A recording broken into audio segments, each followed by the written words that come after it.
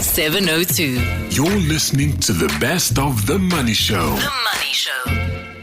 Welcome to the best bits of The Money Show, a digest of some of the most important insights, comments, thoughts and interviews on the show this week. If you'd like to hear more, please go to our website or go to your podcast app and search for The Money Show. There might well be conversations that are relevant to someone in your life, someone in your family, someone about to make a decision or going through a financial process. Might well be worth forwarding it to them so they can listen to it too.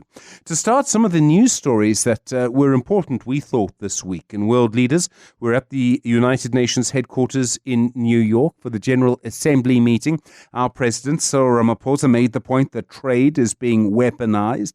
The US President Donald Trump got stuck on an escalator, claimed to have a malfunctioning auto cue, and then spoke for an hour during his presentation at the UN. Taiwan suspending the export of microchips to South Africa. It seemed to be in response to a decision by Pretoria to further downgrade Taipei's main office here, forcing them to move from Pretoria to Joburg. But then 2 days later, Taiwan suspended its own export ban. Lots of questions about what Taipei is actually doing. And then Business Unity South Africa going to court. They're challenging regulations that dictate race, gender and disability targets for companies that employ more than 50 people. Equity targets, essentially. It's a story that's been going for some time, but BUSA now joining other groups in court against government. Tonight, we bring you a mix of stories from the world of money from the week that has been. Your book review this week, we spoke to the investigative journalist Jeff Wicks about his story, The Shadow State. It is extraordinary how it starts. It starts with the shooting, the killing of Babita Deokaran, the Gauteng health official. And then Jeff Wicks was able to go through the networks, work out how money was moving around and who it was going to and who was involved. It's an astonishing story. I often think back to listening to the then suspended Tembisa Hospital CEO Ashley Mthunzi on Radio 702 trying to defend this purchase. And I mean, really spending R500,000 on children's clothing in the height of a pandemic just really sort of underlines the depravity of all of this. And when you sort of take stock of the hospital manager's defense at the time, which was, no, it was merely a clerical error, it's actually more jarring because how can anyone process a purchase order that is listed with skinny jeans and on his version at the time should have been sutures? Yeah, and then his wife, who runs a trade union, tried to defend him. I mean, it was an astonishing thing at the time.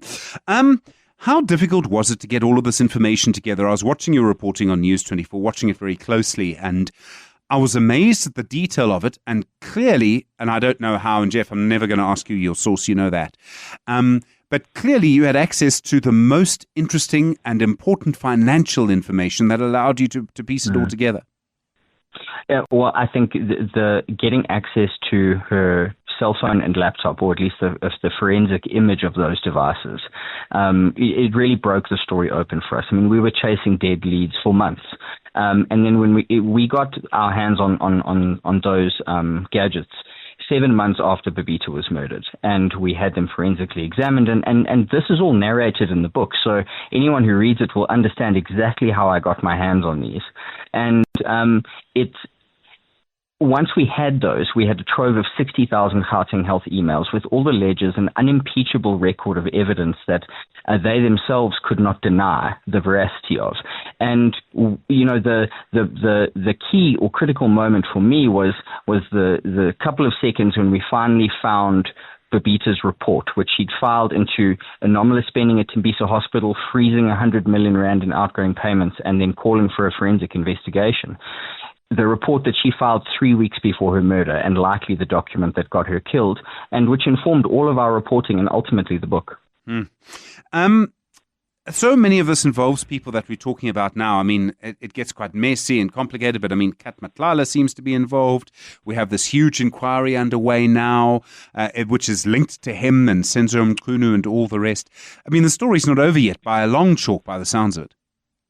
No, I don't think so, and I think not to be overtly biased, but I think the book is recommended reading for anyone who wants to follow this commission, because a lot of the central characters are now being mentioned on a daily basis, if not in every second sentence. Kat Matlala is one of them, and what few people realize is that we would not know who Kat Matlala was had it not been for Babita Deokaran. She was literally the first person to put him on anyone's radar, because he had 3 companies in simultaneous trade with the hospital and was pulling out multi-million rand contracts.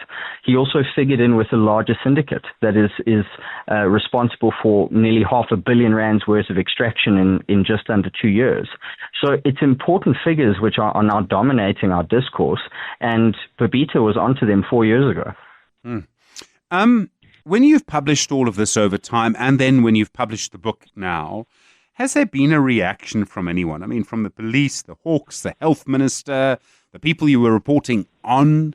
I mean, has there been any kind of reaction at all? Nothing. Just, we pursued that entire project, and we were aggressive in our reporting. We went as far as saying this raises serious concerns about cover quoting and bid rigging and money laundering. And we never faced any comeback. Similarly with the book, and it's almost depressing in a way, because it feels like it kind of just falls by the wayside. I think the most depressing aspect is the reaction of the Hawks, because I set out both on News 24 and now in the book how they completely failed to examine the digital evidence. The same laptop and cell phone that we got our hands on had been left in an evidence store to gather dust for 7 months. So the Hawks were in a darkness of their own making, and I think their silence in response to the book is telling. They've not come out and called me a liar. In fact, they've said nothing, which is quite significant in my view. But it's also R500 million of health department money. Dr. Aaron Motsoaledi has said nothing. The minister before him, as far as I know, has said very little.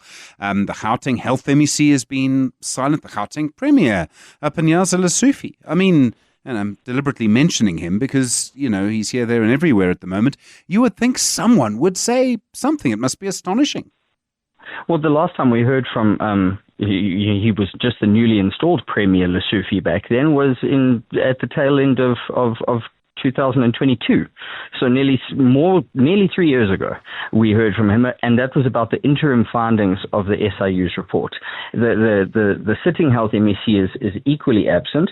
She has come to the first couple of annual memorials for Babita Deokaran's death and made a raft of promises, none of which she's kept. So, it does besmirch Babita Deokaran's memory in some way. The people you've reported on, they're still involved in many things now. Have any of them sort of said to you they're not happy with your reporting? And I asked Jeff, out of a sense of sort of solidarity, because more and more we are seeing threats against people's lives. We know what happened to Babita, and you've done more than anyone I know to put all this information in the public domain. Their silence has been somewhat surprising to me, Stephen. I mean, I've not heard from anyone, and we don't beat around or certainly I don't beat around the bush in the book. Call a spade, because that's what Babita found, and that's what this thing is morphed into. But I think it also speaks to just like this patent lack of accountability. It's been more than 4 years since she was murdered. We've not seen a single arrest in terms of corruption at that facility. We've only recently seen assets frozen. So, I mean, it tells you something about the pace that we can investigate complex financial crime. And I think it's really telling that, and I think it gives them locus to just, operate with impunity and just ignore how their public persona is battered, but it doesn't seem to trouble them in any other respect. That was Jeff Wicks' book, The Shadow State, really explaining the quite chilling realities behind the murder of Babita Deokaran, and astonishing how no one has been brought to task. No one's been held accountable for this. We still don't know who the masterminds were in these stories. 702. You're listening to The Money Show's best bits. Earlier this week on How I Make My Money, we spoke to the veteran broadcaster, Neil Andrews. He started in horse racing commentary, but he really is an astonishing broadcaster on television. He's been around for a long time, still has his passion for the sport, still has a huge humility around him, and was prepared to talk a little bit about his family as well. Neil Andrews on How I Make My Money. I was very late to the party. I'll give you a sort of a road to how I got to the party. But when I first arrived at what was then just Mnet, it was before Mnet Supersport, I looked around and others had got the break on me. The late, great Darren Scott was already well entrenched. Tinky Pringle was there. Arnold Geertz was there. Gary Bailey was there. And I was of a similar age, but they had certainly started 3-4 years before me. And in the case of a lot of them, had started in radio through Capital and exposure like that. I had come through an interesting. Well, I suppose now I'm going to out-trump them a bit. I did go to varsity. I suspect a lot of people in broadcasting can't spell varsity, so they didn't go there. But that delayed me. So I went to the university, then I went to the army. So when I finally arrived at Mnet, it was 1991.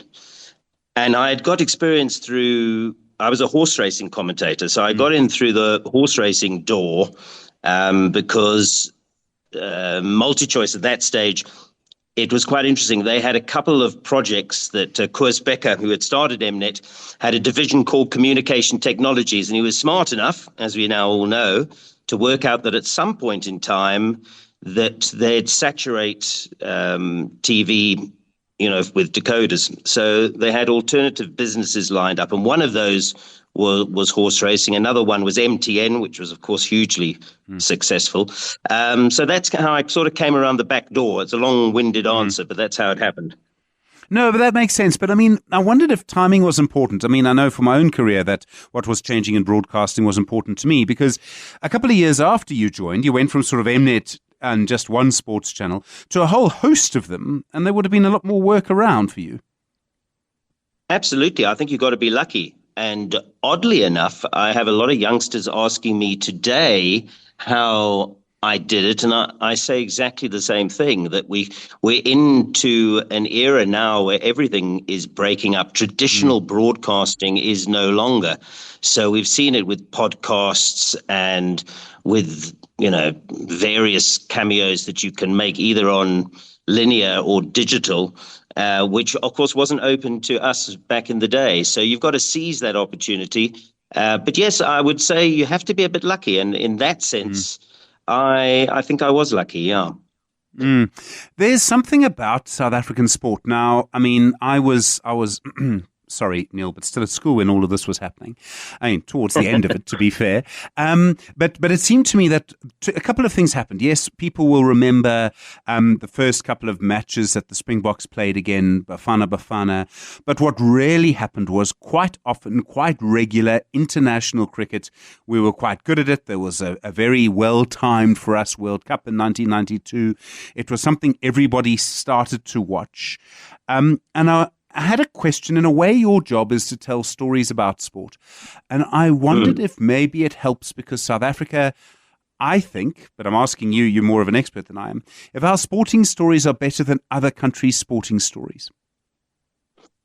I would say no. I think that there's stories wherever you dig. If you're prepared to look, there are stories. In a sense, I hear what you're saying, because of South Africa's past, and in particular the apartheid past and the previously disadvantaged, there are some additional stories. But I think you get that anywhere in the world. You get that rags to riches story, And interestingly enough, I was going to say the very first broadcast that really put Supersport on the map were boxing, because we took those great boxings of Hagler and Hearns and our own Brian Mitchell, and we started to broadcast those exclusively. And of course, that is very much a rags to riches story, because obviously not every boxer, but a lot of boxers, come up the tough way, the old Rocky movie style. So there's stories to tell there. But I look around and there's always stories to tell. So we're not exclusive in that department, but I think sport might be, because we love that thrill of the underdog. And it doesn't matter, even in today's modern day, you do get the upsets. You get upsets, whether it be at Wimbledon, whether it be at the Ryder Cup, whether it be rugby, cricket, soccer. There are stories to tell. Netball. So in that sense, I think it's more about being a sport rather than Hollywood movies, which are scripted. You cannot script sport. And I've just seen time and time again, I've been blessed to report and broadcast on events that no one saw the outcome of. I mean, in sort of broadcasting speak, especially for TV, they call it, as you know, the live shared event. That's really the power of it, isn't it? The live shared event. I mean, a cricket test is 5 days of a live shared event. Golf, I mean, the most boring thing known to man, seems to go on forever. Horse racing is quite a short live shared event, but that's the magic of it. And you've been doing it for a long time. Clearly for you, and I can hear the enthusiasm when you talk about it now, but I can hear the enthusiasm when you talk about it on the telly. The enthusiasm for you is still there. Oh, yes. No, I haven't lost any of that passion for it. And it's impossible to lose it, really, because of what I was saying. So coming back, let's use horse racing as one of the reasons why that's always been a great attraction for me, is because every year, whether it be Recording here in South Africa Recording or in progress. in the UK, they're new 3-year-olds. So you get a classic series. So your champions are coming through all the time, and they're new champions. It's the same, of course, with, again, tennis. Over the years, I've seen when Becker took over on Wimbledon Centre Court, then the days of Federer, and now the days of, then we had the days of Nadal, and then Djokovic, and now you've got new champions. So that does happen in sport, but in horse racing, it happens every single year because you get a different 3-year-old champion, and the 3-year-old will come up against the 4-year-old in the Durban July. So it's an ever-changing landscape, and I think that's what attracted me to the sport. I'd never saw myself in a role as a banker, bless their cotton socks, or an accountant, because it's the same old numbers. So what's attracted me, and particularly my style of broadcasting, is the alternative characters that I can play around with, interview, get on my shows and interact with. And everybody's got a different story. So I think that was my point of difference when I entered into the market. I did bring something which probably wasn't around regularly in sport, which was humor. It wasn't forced humor, but people kept saying to me, when I had that show Super Saturday, the difference was that we never took ourselves too seriously, and we found the enjoyment and entertainment in sport.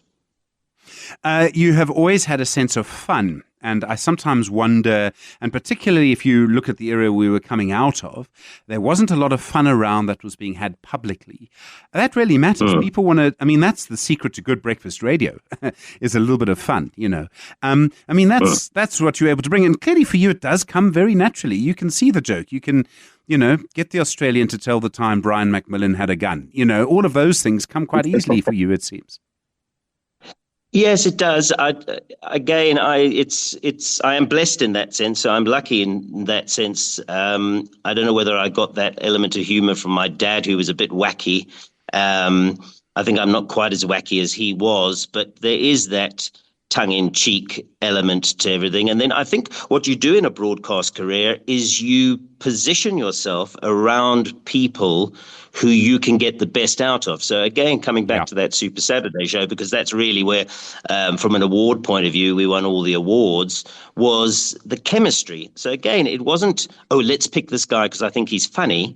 It was just really 4 or 5 mates having a good time and sharing it. So it's almost at times the cameras were, yes, rolling, but even if they hadn't been. In fact, it was quite interesting. I'm slightly off the point here, but we used to, a broadcast time, as you would probably know, Stephen, is at least 90 minutes before you broadcast. Yeah. And the problem back in the day when we used to rock up with Super Saturday, we had so much fun in the 90 minutes leading up to the show that at times all the jokes were finished. So I said, this is not working. We have to arrive 15 minutes before broadcast. So at least we've got something funny to share on air, which always didn't go down very well. But I think it was very natural. And you've got to surround yourself with people with a dry sense of the humor, a bit wackiness, and that's what's worked. And you've got to sort of build the rapport over time. We're speaking to Neil Andrews. He's the SuperSport broadcaster and anchor. He's had a long career, plenty more to come from him. 11 minutes to 8 the time. Neil Andrews, the SuperSport broadcaster and anchor with us, had a very long career and done lots of things during that time. Neil, broadcasting is fun. I know that. It can be, there are one or two downsides, and I'm thinking specifically about family. You have to be at a studio early in the morning or late at night for you. I would imagine your family probably doesn't like to discuss weekends that much. I'm sure it must be quite tricky. I mean, it's something you do have to balance. Yeah, I think that's right. I think that probably over the years, I've balanced it by including. Certainly, I've got a lot of children, Stephen. I don't know if you know that. I've got six in total. I have been told, yes. Yes, I've got six in total. So my two older ones, I used to include them in Super Saturday. So, and they were all friendly, as I said, as a group of people, whether it was Terry Payne, Mike Hazeman, Pumlani, the late Pumlani Masibi, Ed Jordan. We used to hang out together. So we would have, Ed would have his Christmas sing-along, his Christmas carol get-together, and we'd bring all of the kids and the families together. So it was one big happy family in that sense. So a lot of it, and at times I would include Melissa and Gregory, those are my two oldest, as props. So, for example, it's worth telling the story because one day England were playing the Springboks at Twickenham, and so I brought my kids in dressed in Springbok tops, and then we had a little bit of a skit where Terry said he's going to take them for a cup of tea. And when they came back, he'd put them into England jerseys. And of course, they were told, look miserable. And so they were sort of crying next to Terry and I. And then we said, what have you done? And he said, no, matey, the England are going to win. So stuff like that. So they were part of it. But yes, I mean, there are hours and hours away. I must be honest, because people say to me over the years, you must have done a lot of traveling. And I did I've done a lot of traveling, which interestingly enough came through my poker involvement, going to Las Vegas most of the time. But I was always a studio anchor, Stephen. So I was never really the person that was at the stadium where it was being played. I was always the person that people were handing back to with my studio guests to facilitate analysis. So in that sense, I actually haven't traveled as much as others. Neil, I don't want to pry into your family too much because it is none of my business. So tell me if you're not comfortable and we'll change the subject.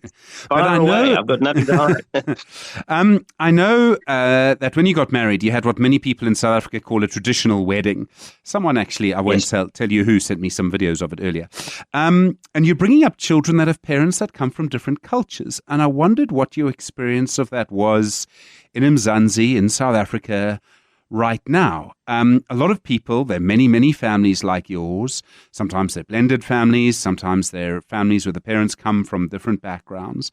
And I just wondered if you found that as comfortable, considering how interesting and difficult our country can be, if you'd found it as comfortable as you had hoped it would be, or maybe actually you found it a lot easier than maybe you thought you would. I found it exceptionally easy. I'm not so sure I had any expectations because I was just drawn to my wife the day I met her. It was just instantaneous. So I don't think there was an immediate connectivity. So perhaps I should have thought about it, but I didn't. And likewise, when we've had children together, I think it was very organic. I never thought about it, but I must tell you that it has been the biggest blessing and joy.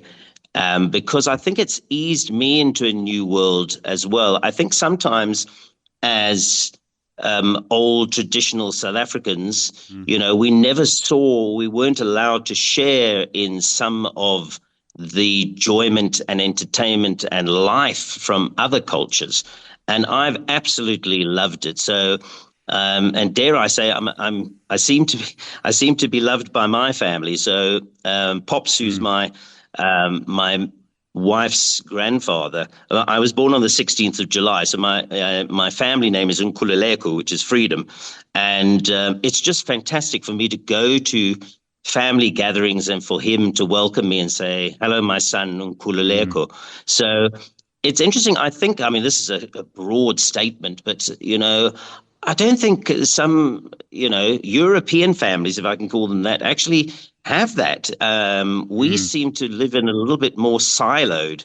And that's a very sweeping statement. I'm sure there's some very closely knit families out there. But for me, I can't even express how I've enjoyed it. And and I definitely think I'm parenting better the second time around for various reasons. But I'm blessed whichever way you look at it.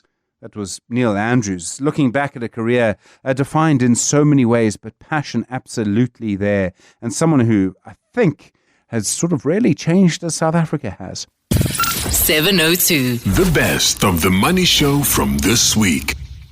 Earlier this week, we spoke to Warren Ingram, the financial advisor, co-founder of Galileo Capital, how to support your elderly parents when the sort of time comes to say, look, Mum, Dad, it may be time to move out of the family home. It's very big, it's very expensive, it's difficult to manage. And he had quite a lot to say, did Warren, on the issues around emotions and the financial steps involved, and that will encourage people to move to a more manageable home while preserving their dignity and, crucially, their independence. Well, very often, you end up with a couple that, that live in a house that maybe has, 4 or 5 bedrooms. The size of the land and the house itself are far bigger than what they need now because their families are grown and moved out. And so they get stuck with a relatively expensive property, both in terms of, either property taxes or levies, and then the cost of maintaining a property. And, if they're in most sort of big towns and cities around South Africa, usually there's a swimming pool involved, there's a garden and lots of walls and roof surfaces that need to be maintained. And, if people are elderly, firstly, they physically can't do it. And secondly, the costs of that are just too much to bear. And then what happens is you get, a big property that's not being maintained and very quickly it starts to lose value because, if you don't maintain a house, it's a bit like, a ship at sea. It just degrades very quickly when you're not looking after it. And so financially it becomes a compounding problem where the value is just being destroyed and eroded at an increasing rate and no one to do anything about it. And I mean, it's often the biggest asset that a couple will have. So it really does need to be looked after. This is not an asset that you can lose money on. Yeah. And if you're the kind of unmaintained house in the suburb, when it does eventually come time to sell, the people that drive past look at it and they don't say, well, gee, there's so much potential. They go, well, this is a nightmare. I'm not going to pay market price for this. I'm going to pay below market. So now you've got, the costs that you've been carrying it all this time, that have just gone. And over and above that, the capital value of the assets just degrading very quickly. And so you're right, Stephen. It's one of those things where, other than their retirement fund, it's probably their next big asset and it's losing value at a rapid rate. And don't get me started on if they're in an area and a city that's not doing well as well. That just makes the whole problem a lot worse. You don't have to remind us where you live, Warren. This is not just about money, though, and this is what makes this difficult. This is about emotion, and it's not just people clinging to the past. They're living in the place where they brought up their children, and that matters to everybody. Yeah, and it's. I think it's something that financial people, often lose sight of. This life isn't lived on a spreadsheet and managed by a calculator. It's something that we live with our hearts and souls. And so, if you're the adult child and you're living far away, it can be very frustrating when you kind of talk to your parents to say, but it's so obvious. Look at the spreadsheet. Look at how much money you're spending. Can't you see? Are you not capable of doing a calculation? And actually, the person that's incapable of seeing is not the parent, but it's the adult child. You can't see what's going on. Parents have put their heart and soul into that house, and they've raised their children and their families. And for them, the house carries so many, very good memories. And so it's very difficult for them to foresee a life away from that house.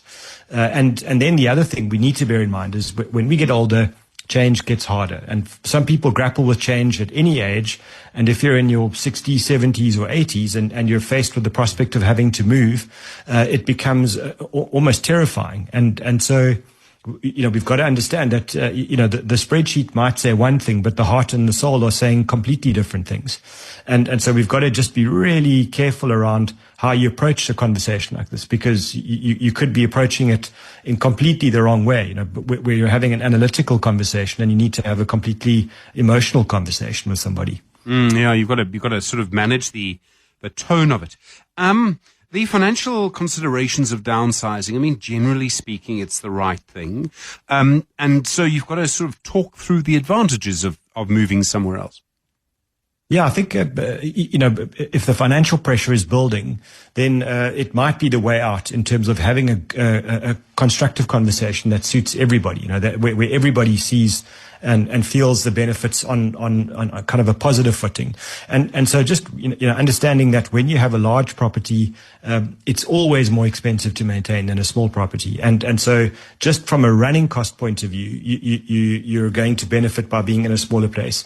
If you add to that, that maybe your rates and taxes might be lower, and then the convenience of not having to maintain the property, where you might have to pay additional staff, for looking after the property because you can't, those costs add up very quickly, and also, or I should say cost savings, and also potentially things like insurance. You save a lot on insurance and those kinds of costs as well.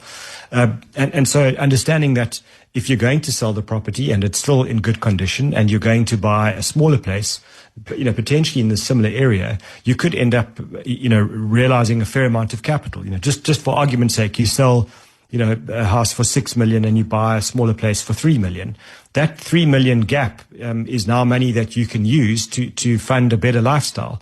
And that would be the beginning of a conversation to say, that 3 million, why don't we put that away for an investment where you can draw some of that on an annual basis to go and do more travel overseas, to go and visit the grandchildren, or, go to see family around the country, or just enjoy good holidays, now that you're not spending your weekends maintaining the house. And so, there are, important considerations if you want to sell the property. And often, if the house is big and you've got adult children, you might find that they want to take over the house to raise their children. And that could be a conversation to be had, where you say, well, okay, I'll sell it to you, and potentially we can do it in a transaction over time. And so, it stays in the family. The emotional side of this is not so tough for people to deal with. And maybe lastly, particularly in Joburg, I find, often there are lots of cottages on a property where you can build out a cottage, and maybe the older parents move into the cottage, the younger, the adult children move into the main house. And so, there's kind of an extended family living situation where everybody's benefiting financially, and the pressure is off on the older parents. So there are lots of financial approaches that you can make to this, other than just, toughing it out or just selling without, a lot of consultation. This only works if everyone gets on, by the way, Warren. I mean, if they don't get on, that's not going to work. So, there is that. You can hear stories, for some people trying to get the money to buy a house big enough, for their family that they want to bring up, and it's quite difficult. And I was interested in your comment about you can do it over time because it's a financial, transaction in your family. You kind of know where they live. There are all sorts of options you wouldn't have if you wanted to buy a house on your own. If you're buying it from someone in your family, there could be a lot more flexibility. Absolutely. And I think it's, you've got to be careful just about the legal implications of this, because you don't want to get stung with, donations tax or something like that. But what you can do is you can agree a payment period over time. So, if I'm the elderly parent and I'm selling to you, Stephen, as the young adult, I could say to you, let's have a payment plan where you pay me out over a 5 or 10 year period. And, in between that, I'm happy to move into another place, and so we go. And, there's some processes to follow from a legal point of view, but those aren't difficult to deal with. And that could be good for everybody, where the older parents start getting some capital in that they can use to fund their lifestyle, and the younger adult, gets a bit of breathing room to buy in. And certainly, the situation here you have to be careful of is don't sell the house at a major discount, because SARS is going to catch onto that very quickly. Where if the house is worth 10 million rand and it suddenly goes through the books at 6 million, that goes through the deeds office, that's not going to just disappear into the ether. That's going to be a real kind of a red flag. So don't do it at a discount. Go and get 2 or 3 estate agents to give you a valuation, and you come up with a defendable valuation, and then be generous on the payment terms and the time frames. That's not a difficult thing to deal with. So you can, when you've got a soft deal like that between family, as you say, as long as everybody's getting on, you can make those payment terms very generous. I suppose the other thing you've got to really consider is health. And as you get older, the chances of being a bit frail, maybe needing a little bit of help living, actually, could be quite a big factor in all of this. Yeah, so it's something that we don't really think about a lot. You'd kind of say, well, I'm happy to stay in my house, and hopefully it'll be the last house I ever stay in. But what happens if you can't stay in the house and you can't stay unaided, and maybe you need frail care? Now, the trick or the tricky part about frail care is a lot of the time you can't just pop into a frail care facility and say, well, here I am, please look after me.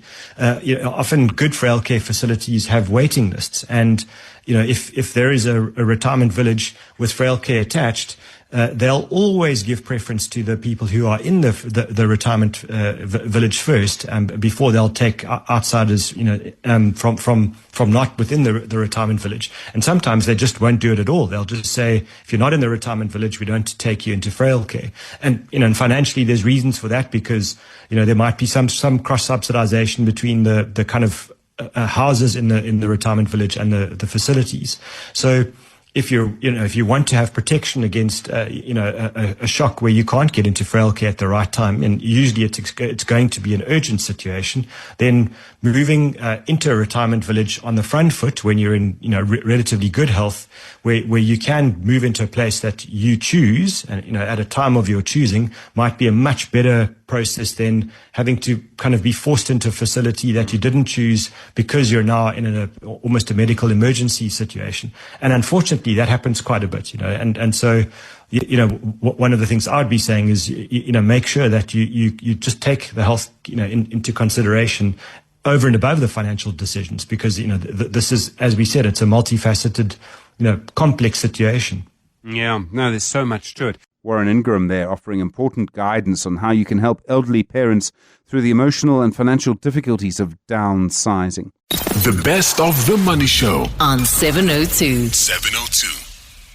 Investment School this week, we spoke to Vincent Anthonyrajah, the CEO and co-founder of Differential Capital, about the fundamentals of IPOs, initial public offerings, and what you need to know before you buy in. He spoke about how companies get listed on the stock exchange and why their share price often is so wild as they start. Well, I think the first things that you need to start off with are your traditional appraisal criteria. I mean, you first need to understand whether this is a company. Forget about the IPO. You'll need to understand whether this is a business that it's fundamentally sound, whether you'd be investing it if it was listed already. So the IPO often creates excitement. It creates potential for FOMO, in the sense that you're not currently an investor. It's an asset that no one really generally has access to. But it's important to put those feelings aside and really look at the company fundamentals. So, what does the company do? What competitive advantages does it have? What are its growth prospects like? And then assess that first before you dive in. And there's a number of other useful things that you can know. Try and find out around the IPO, which is, why is the company looking to list? Is it looking to raise more capital? What does it want to do with that capital? Or the more perhaps one that you need to be really cautious about is, is our existing shareholders looking to exit?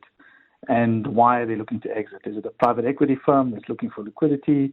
In which case, could you be potentially buying at a very high valuation? And those are the things that you need to consider on a secondary basis. I mean, I don't know if that's yeah. It seems almost as if the reason why it is being listed is almost as important, actually, as the underlying value of the company, because that tells you what the people who currently own it are expecting the future of the company to be. Yeah, absolutely. And, if I take the earlier example that I gave you, if the company is looking to raise capital for growth, for expansion, those are often good signs. It's the company just maturing through its growth cycle. If you think back to Meta, or what was then called Facebook's listing at the time, to go back to the likes of Amazon, those are growth-hungry or capital-hungry businesses that went past the private phase and needed the broader capital market support to take it to the next level. Whereas then you sometimes find other companies where private equity investors, having gotten early, are looking to exit, and sometimes that is a bit of a red flag. Particularly, and the thing that you need to check for is also if the founders and earlier investors don't have what's called lockup periods. In other words, a few weeks after the listing, they can start selling their shares in the market. That can be often quite problematic. I mean, the other thing is that with the big examples, and we use the big examples because we remember them, of Amazon or Facebook, there's a lot of transparency. I would imagine most IPOs on the JSE, some of them, like Boxer, will have that level of transparency, but a lot of them won't. Yeah, I think Boxer is a great example because that's one where the business itself was known. It was inside another listed entity.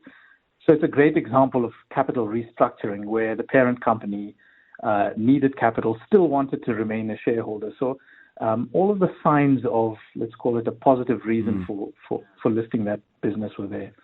There are also negative reasons. And, unfortunately, in my earlier investment banking days, I was involved with a few of those where, perhaps there was a company that privately was in a lot of financial distress and needed the capital markets to sort of bail it out. And while the assets may have been sound, let's call it, the management team weren't incentivized for long-term sustainable value creation for shareholders. And, going back to that example I told you about lockup periods, I mean, I still feel really bad when I think of one of, this sort of senior portfolio managers out in the market who shouted at us because, the lockup period wasn't long enough. And, it's as one would expect, as soon as that lockup period expired, the management team started selling their shares. And that didn't end well at all. I mean, a few years later, the company was in a lot more trouble than before its listing, So often when you're looking at an IPO, there'll be a prospectus. So it's a sort of, what is this company for? What is it going to do? And I am sure, Vincent, I mean, I've never met one of these people, but I'm sure they exist. There is an art to writing a prospectus. Someone probably does this professionally.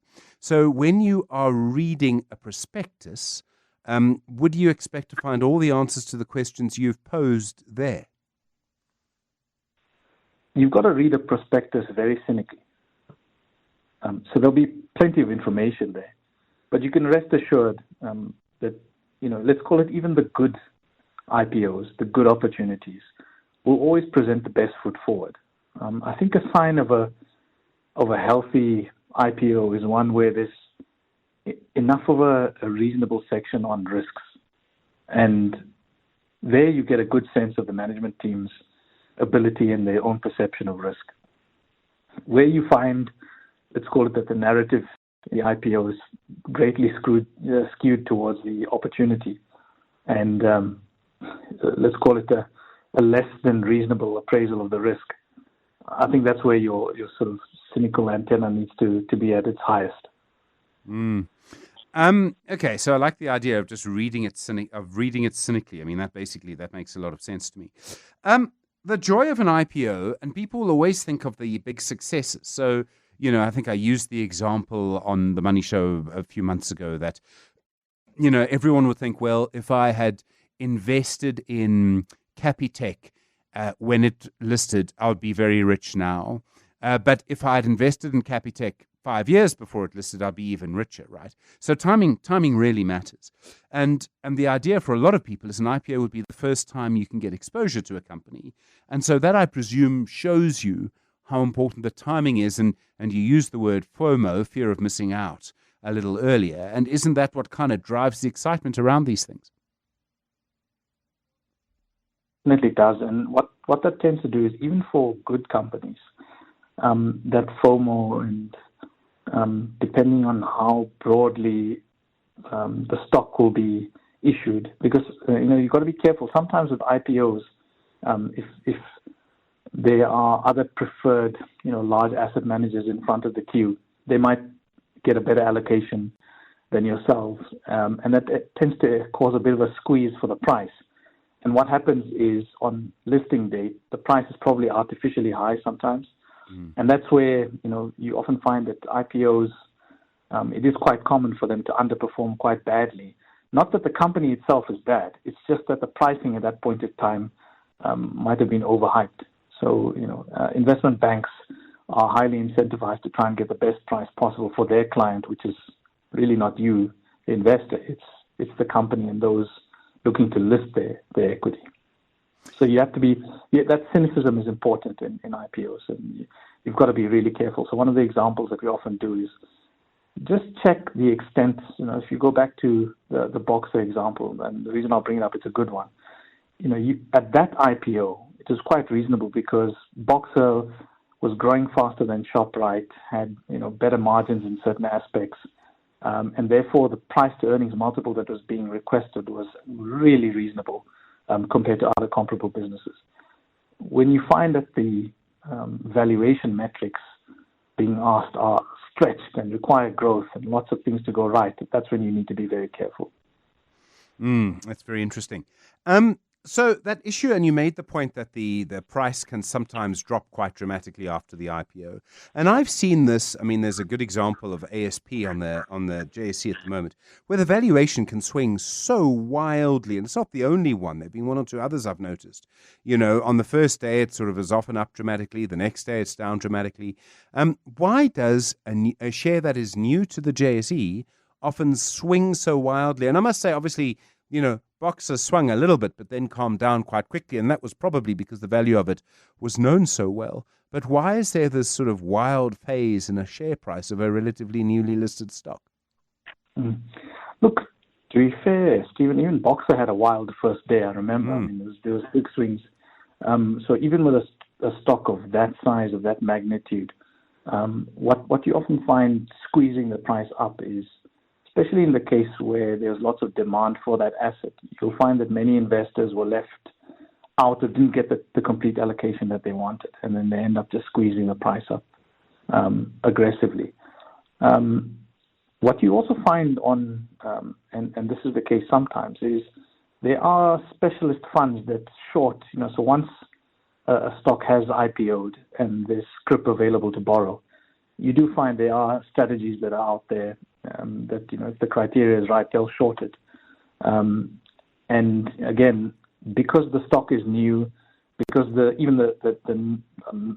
big part of the shareholding probably isn't most confident, and they've probably bought what they needed to buy. Therefore, if the price drops, 10 or so %, you won't find that there's support in the market to pick up the shares, because everybody's kind of had their fill. It's those kind of events where you just need to be guarded about, especially where there's a lot of unknowns. So I guess that kind of volatility is more of a reflection of when something's really new, hasn't really been understood before. It takes a while. So, if one takes a look at ASP, it's not the most well understood company out there, contrasted to Boxer, which was well understood primarily because it was a division of Pick n Pay. I mean, it's amazing that there are people whose model is to short a brand new stock. I mean, I realize that all's fair in love in the JSE, but that's rough. Yeah, it is rough. And that's the JSE. I mean, you'll find on the global exchanges, it's far more aggressive. One has to think about Uber's IPO, which also did quite badly for a while after listing. So again, there are funds out there that do that when something is hyped. And there's certain signs often where, especially as you get closer to the expiry of lockup periods, that's where these issues can arise. Sometimes you even find that if there's a founder involved, when they IPO, sometimes you might find that they have these collar structures in place which protect them against the downside. But what it means is there's a bank somewhere that actually needs to short as the share price drops because they provided the guarantee.